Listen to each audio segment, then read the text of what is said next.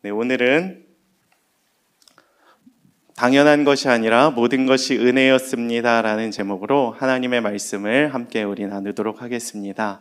여러분들의 표정을 보니까 제가 옛날에 사역했던 그 초등부 사역이 생각이 납니다. 왜 그러냐 하면 이렇게 아동부는 이제 야외 예배를 갈 때가 있지 않습니까? 그렇죠? 그래서 야외 예배를 가는 날은 이렇게 예배를 좀 짧게 드리고 장자우 수공원으로 이렇게 소풍을 가는 그럴 때가 있었는데 애들의 눈빛이 그날따라 초롱초롱한 거예요. 왜냐하면 그날은 예배가 설교가 이제 좀 짧고 나가서 이제 놀 생각을 하기 때문에 굉장히 행복한 모습들을 보이는 것을 제가 기억해 보게 되었습니다. 네, 오늘 여러분들의 표정을 보니까 그때가 생각났습니다.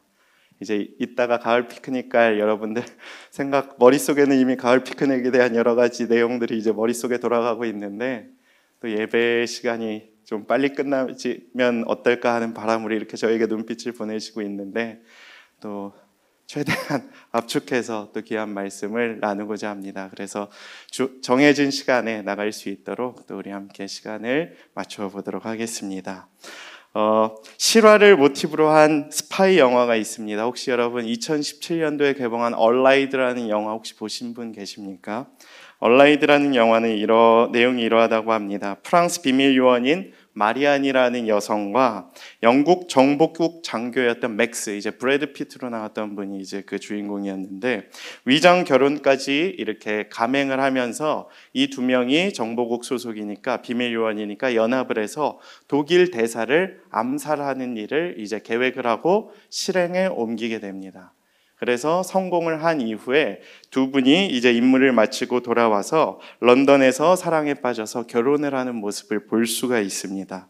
결혼도 하고 행복한 나날을 보냅니다. 그래서 영국 정보국 장교와 프랑스 비밀요원의 이제 결혼 생활이 잠깐 등장을 하게 됩니다. 근데 그 결혼 생활도 잠깐이고 마리안이 이중 생활을 했다라는 것을 이제 이 남편이었던 그 맥스 장교가 이제 상부로부터 이렇게 지령을 받게 됩니다. 너가 같이 살고 있는 그 프랑스 비밀 요원이 스파이일지도 모른다라는 이렇게 지령을 받게 됩니다. 그래서 맥스는 그 마리안을 사랑했지만 결국 그를 의심해야 하는 상황에 빠지게 되고 마리안 역시도 맥스를 사랑했지만 근본적으로는 독일에 충성을 하는 스파이였던 것이었습니다. 그에게 명령을 내리는 상부가 따로 있었던 것이에요. 그래서 맥스를 사랑하면서도 독일 그 스파이로서 역할을 감당해야 했던 마리아는 굉장히 이제 힘든 시간을 보내는 모습을 우리가 보게 됩니다. 결국 영화는 마리안을 둘 사이에 끼인 서글픈 존재로 그리는 것을 저는 이제 보게 되었습니다. 이러한 모습을 보면서 저는 오늘날의 그리스도인들이 떠올랐습니다. 우리들의 모습이 떠오르게 되었습니다. 하나님을 정말 사랑하지만 충성할 수밖에 없는 다른 주인이 있다는 것이에요. 우리들에게도. 뭔가 마리안이 맥스를 사랑했던 것처럼 우리도 하나님을 사랑하지만 정작 우리에게 지령을 내리고 우리를 인도하는 사람은 그 가치는 우상은 따로 있다는 것입니다. 예배도 드리고 성경 공부도 하고 교회 활동도 하고 봉사도 하는데 결정적인 순간에는 우리의 일상을, 우리의 마음을, 우리의 가치관을 지배하는 것은 하나님이 아닌 다른 무엇이라는 것이에요. 혹시 여러분의 삶이 이와 같은지는 아는지, 이와 같은 마리안의 상황에 놓이진 않았는지 되돌아볼 수 있게 되기를 축복합니다.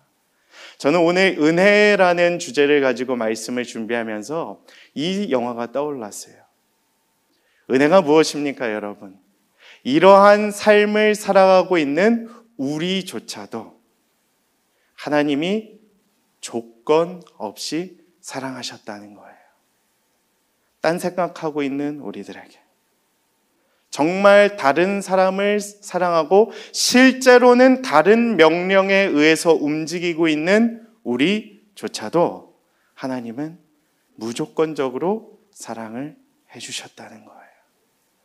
저는 그래서 오늘 이 회화로 우리가 말씀을 좀 나누었으면, 말씀의 시작을 열어보려고 합니다. 여러분은 어떠하십니까? 은혜하면 어떤 생각이 드십니까? 은혜하면 어떻게 정의를 내리시고 싶습니까? 저는 은혜하면은 한 문장으로 사실 정리하기가 너무 어려워요.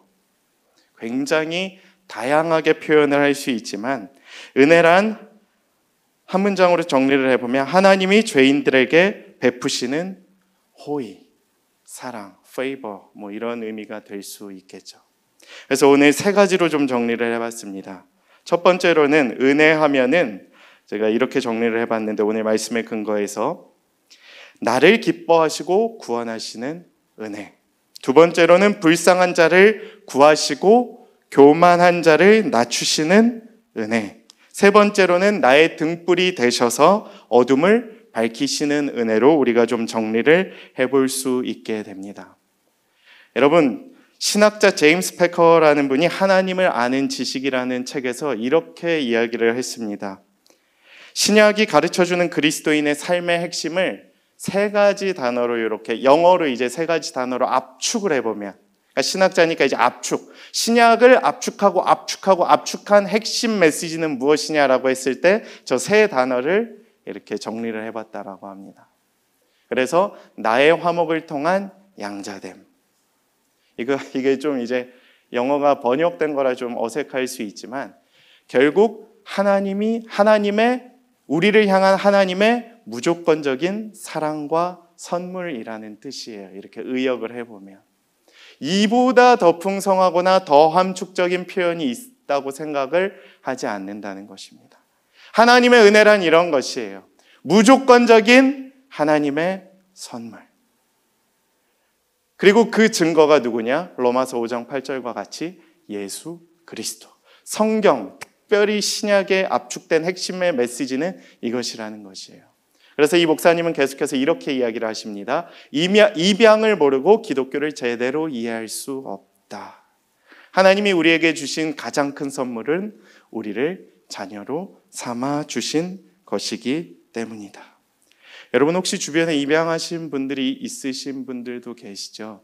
제가 대학부 때 제 친구가 이제 제 친구의 부모님이 이제 입양을 한 이제 경우를 보게 되었습니다. 딸 둘이었는데 그 딸 두 명이 장성한 이후에 어린 두 명의 딸을 이렇게 입양하는 경우를 보게 됐는데 굉장히 감격스럽고 은혜가 되었는데 실제로 입양된 삶의 그 가정의 모습들은 은혜도 있고 사랑도 넘치지만 실제로는 그 키우는 과정이 만만치 않다라고 합니다. 그도 그럴 것이 저도 이제 자녀를 키워보니까 내가 내 뱃속으로 제 배로 낳은 건 아니지만 제가 낳은 자녀임에도 불구하고 약간 김관성 목사님처럼 표현을 하면 진짜 꽉 이렇게 해버리고 싶을 때가 많죠. 어쩔 때는 정말 내가 낳은 애가 맞나 싶을 정도로 정말 키우기 어려운 순간들이 있어요. 그런데 무조건적으로 이렇게 사랑을 해준다는 것은 얼마나 더 힘들겠습니까? 양자인 자녀를 내 자녀로 마음속으로 품어서 낳아서 키운다는 것은 정말 얼마나 더 어렵겠습니까? 우리의 상황이 그와 같아요. 영적인 고아였던 나를 하나님이 구원해 주신 거예요. 거두어 주신 거예요. 나같이 말 안 듣는 녀석을 하나님이 사랑해 주신 것입니다. 이게 은혜의 본질적인 속성이에요. 저는 양육을 해보니까 알겠더라고요. 우리 양육국장님들 굉장히 헌신하고 계시잖아요. 진짜 정말 귀한 자리인데 양육 순장님들도 너무 헌신하시죠. 양육을 담당하시는 분들이니까. 근데 양육을 한다는 것이 얼마나 힘듭니까? 한 사람을 정말 키운다는 것이, 키워낸다는 것이, 믿음을 자라게 한다는 것이 얼마나 힘든 일입니까? 근데 하나님께서는 그 일을 우리에게 행하고 계시는 것이에요. 그 힘든 일을 우리에게 무조건적인 하나님의 은혜로 부어주고 계신다는 사실입니다. 여러분, 내 인생에서 가장 큰 은혜를 경험했던 적은 언제이십니까? 저는 오늘 이 말씀을 준비하면서 곰곰이 되새겨 보았어요. 하나님의 은혜, 언제 내게 가장 큰 은혜로 임했을까? 부모님의 은혜, 선생님의 은혜, 하나님의 은혜, 다양하게 생각을 해봤는데 우리 청년들에게 또 공감이 될 만한 이야기 중에 하나는 여기 중고등부 때 혹시 교회 학교를 통해서 하나님을 믿게 되신 분도 있을 것이라고 생각을 합니다. 혹은 이제 아동부 때나 아니면 청년부 때. 근데 제가 이제 들었던 이야기 중에 가장 값졌던 일 중에 하나는 무엇이냐 하면 자기가 중등부 때 교회를 나왔는데 우리 목양교회 일입니다. 교회가 너무 좋았다라고 하는 거예요. 왜 교회가 좋았냐라고 이야기를 해보니까 선생님들이 우리 교회학교 중고등부 선생님들이 사랑이 많잖아요. 무조건적으로 자기를 사랑해주는 모습을 보면서 세상에 가서는 굉장히 외면당하고 학교에 가서는 공부를 이렇게 잘 못하니까 아무런 관심도 못 받았던 자기가 정말 무엇인가 특별한 은혜를 입는 것 같아서 굉장히 좋았다. 무조건적인 사랑이 이것이 아닐까라고 생각을 해보며 하나님을 믿게 되고 세례를 받게 되고 하나님의 은혜를 경험하게 되었다라는 고백을 듣게 되었습니다. 우리도 그와 같지 않을까요? 영적인 고아되었던 우리를 무조건적으로 품어주시고 사랑해주신 하나님의 은혜. 오늘 다윗은 그와 같이 고백을 합니다. 제가 오늘 갑자기 사무엘하 본문을 정한 이유는 성경에서 다윗만큼 은혜에 대해서 고백을 많이 한 사람이 없는 것 같아요. 그리고 오늘 그 사무엘하는 그 절정인 다윗의 노년의 시대에 하나님의 은혜를 아예 한 장 동안 이야기를 합니다. 그리고 그 말씀이 그대로 시편 18편에도 등장을 하고 있습니다. 근데 여러분 잘 기억을 해보시면 알겠지만 인생의 노년의 회고록을 쓰시는 분들을 잘 분석을 해보면 자기 이야기를 굉장히 많이 쓰거든요. 다윗이 얼마나 위대한 왕이었습니까? 가끔 실수도 했지만 어떤 왕이었죠? 우리나라로 치면 굉장히 국력을 강성하게 했던 광개토대왕 같았던 분이시기도 하고 지혜로웠고 영성도 좋고 굉장히 강대했던 위대한 왕이었어요. 그럼 한 번쯤은 자기 이야기를 할 법하거든요. 나를 드러낼 법하거든요. 그런데 다윗은 그러지 않습니다. 오히려 자기 이야기는 하나도 등장을 하지 않아요. 자랑할 거나 내세울 것이 하나도 없다는 나를 하나님께서 구원하셨다는 사실이 가장 큰 은혜였다라고 고백을 합니다. 그리고 그것이 구원이었고 그것이 은혜였음을 고백하고 있는 것이에요. 저는 이러한 다윗이 너무 존경스럽습니다. 사람이 간사하거든요. 뭔가 조금이라도 사랑을 주고 채워주고 가지기 시작하면 교만해지기 십상이거든요. 은혜를 생각하지 않고 의외로 나를 생각하는 것이 사람입니다. 그러나 오늘 다윗은 하나님을 고백해요. 나를 구원해 주시는 하나님, 나를 기뻐해 주시는 그 하나님을 찬양하기 시작합니다. 인생의 어두운 이야기가 나올 법도 한데 더 큰 은혜를 부어주신 그 하나님을 찬양하고 있는 것입니다. 그래서 오늘 이 본문을 정하게 되었습니다. 우리의 삶을 되돌아보면 어떠할까요? 여러분 혹시 나를 너무 드러내고 있지 않습니까? 내 인생에서 무엇만 하면 내가 잘했기 때문에 무엇인가 이루면 내가 성취했다라고 생각하고 있지 않습니까? 혹은 그 반대를 되돌아봅시다. 뭔가 인생의 너무 어두운 순간에 우리가 매여만 있지는 않은지요. 전 다윗의 회고록을 보면서 뭔가 어두운 이야기가 나올 줄 알았어요. 다윗이 밧세바를 범한 인생 최악의 잘못, 범죄. 사실 실수가 아니라 범죄죠. 그리고 압살롬을 죽였죠. 자기 아들인. 근데 그런 이야기는 사실 등장을 하지 않아요. 간음하고 살인한 사람이었음에도 불구하고 거기 매여 있었던 것이 아니라 그러한 죄인이었던 나조차도 강력한 은혜를 통하여 살리시고 다시 회복시키시고 사용하셨던 하나님을 찬양하는데 집중을 했기 때문입니다. 저도 여러분들이 이와 같을 수 있게 되기를 축복합니다. 너무 과거에 매여 있지 마시고 너무 죄에 묶여있지 마시고 하나님이 부어주시는 그 압도적인 은혜에 눌려서 그것에 붙들려 살아갈 수 있게 되기를 축복합니다. 은혜를 또 다른 정의로 해본다고 한다면 묶인 것을, 매인 것을 푸는 것이 은혜라는 것이에요. 묶인 것을 풀어내는 것. 그래서 로마서 8장 1절 2절에는 이렇게 기록을 하고 있습니다. 로마서 8장 현대인의 성경으로 우리가 함께 읽길 원합니다. 그러므로 그리스도 예수 안에 있는 사람들은 정죄를 받지 않습니다. 그것은 그리스도 예수 안에서 생명을 누리게 하는 성령의 법이 당신을 죄와 죽음의 법에서 해방하여 주었기 때문입니다.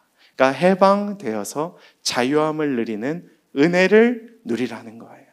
너무 과거에 매여 있지 마시고 죄에 묶여서 한 걸음도 전진하지 못하는 부끄러운 인생이 되지 마시고 하나님의 은혜로 다시 한번 쓰임받는 인생이 될 수 있게 되기를 간절히 축복합니다. 사탄은 우리를 죄에 묶으려고 해요. 가두려고 해요. 그리고 전진하지 못하려고 해요. 이것을 기억해야 해요. 근데 은혜는 그것을 풀고 그것을 나아갈 수 있는 힘을 주는 원동력이다라는 것이에요. 그래서 우리에게 날마다 은혜가 필요한 것이에요. 다윗은 그것을 깨달았어요. 그래서 밧세바 범죄 이후에도 죄에 묶여만 인생으로 사는 것이 아니라, 묶여있는 인생으로 사는 것이 아니라 오히려 하나님께 은혜를 구하며 나아가는 인생이 되었던 것입니다. 나 같은 죄인 살리신 주님의 은혜에 놀라와. 이러한 고백이 있지 않습니까? 존 뉴턴이라는 분이 이렇게 쓰신 이런 곡인데 이분조차도 과거에는 굉장히 잘못된 인생, 죄의 인생을 살았지만 거기에 머물었던 것이 아니라 하나님이 주시는 은혜를 받음으로 말미암아 달라진 인생을 살게 되었던 것입니다. 저는 여러분이 이와 같을 수 있게 되기를 축복합니다. 병들어도 얼마나 많은 것들을 우리가 깨닫게 됩니까? 아픈 것들을 통해 내가 어디가 약한지를 볼 수 있는 시간들이 되고 그 고난의 시간들을 통하여 다시 한번 머물러서 나의 인생을 되돌아보게 되고 나의 약점을 보완할 수 있는 시간들이 되는 것이죠. 그래서 고난이 유익 아니겠습니까? 그래서 고난이 은혜 아니겠습니까?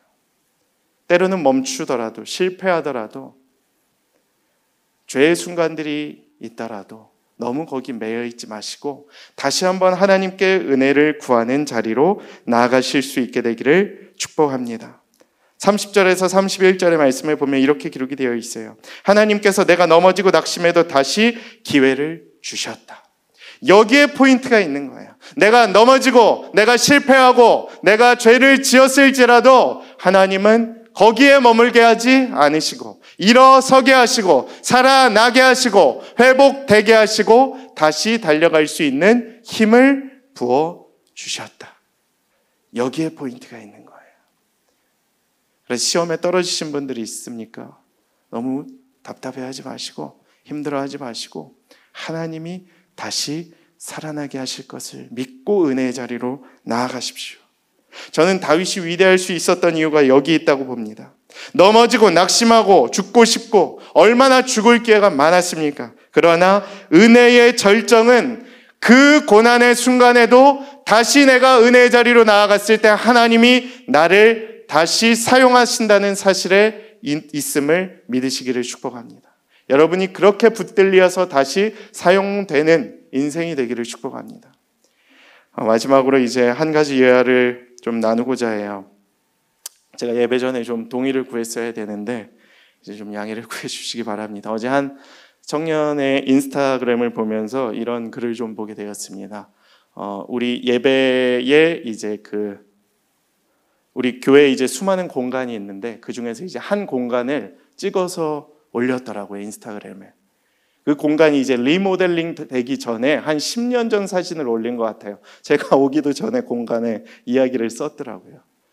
그래서 무슨 글인가 하고 봤더니 해시태그에 은혜라고 적혀 있고 이제 자기가 10년 전에 이 공간에서 하나님을 만나고 10년 전인지 그 더 전이 됐는지 제가 잘은 모르겠지만 하나님을 만났다라는 이야기를 해보면서 이 친구가 왜 그 글을 올렸냐? 금요일에 비전으로 해서 저희가 금요철에 예배를 드렸거든요. 근데 그 친구가 이제 금요철야를 예배를 드리면서 그 수십 년 전은 아니고 이제 10여 년 전에 부어주셨던 하나님이 이제 나를 이렇게 오늘 다시 이렇게 부어주셨던 그 은혜를 깨닫게 되는 모습을 보면서 은혜란 이런 것이구나. 저도 다시 느끼게 되는 시간이었습니다. 은혜란 그런 것이에요. 이전에 부어주셨던 은혜를 다시 경험하는 것. 그래서 저는 은혜를 사모하는 자들에게 좀 가끔 권면을 드립니다. 나의 은혜의 첫 순간이 언제인가? 혹은 나에게 은혜를 부어주셨던 그 공간은 언제인가? 그래서 가끔 어떤 청년들은 예배, 마커스 워십 집회의 공간이 될 수도 있고, 또 어떤 청년들에게는 중고등부 예배의 공간이 될 수도 있고, 어떤 청년에게는 모교회 때 이제 예배를 드렸던 그 예배당이 자기의 은혜가 담겨져 있는 그 공간일 수도 있고, 다양하잖아요. 가보라는 거예요. 가서 다시 회복하는 거예요. 그리고 그때 부어주셨던 은혜를 다시 경험하는 것입니다. 하나님이 말씀하실 것이에요. 그 청년에게 부어주셨던 그 하나님의 은혜가 동일하게 역사하실 것을 믿습니다. 저에게도 그러한 순간들이 있었고 여러분들에게도 그러한 순간들이 있을 줄 믿습니다. 말씀을 마무리하고자 합니다. 하나님은 우리의 인생의 등불이 되어 주실 것입니다. 그리고 여러분의 인생의 모든 어두움을 하나님의 등불로 거두어 주실 것입니다. 그렇기 때문에 오늘 하나님께서 부어주시는 은혜를 너무 제한하고 막으시고 잊고 살아가지 않게 되기를 바랍니다. 죄에 매여 사는 것이 아니라, 과거에 매여 사는 것이 아니라, 고난에 매여 살아가는 것이 아니라, 우리의 죄를 사하신 예수 그리스도의 십자가의 은혜, 우리를 너무 사랑하셔서 영적인 고아되었던 우리조차도 품어주신 하나님의 사랑의 은혜, 그 은혜를 기억하며 살아가실 수 있는 저와 여러분들의 삶이 되기를 간절히 축복합니다. 이 시간 말씀을 기억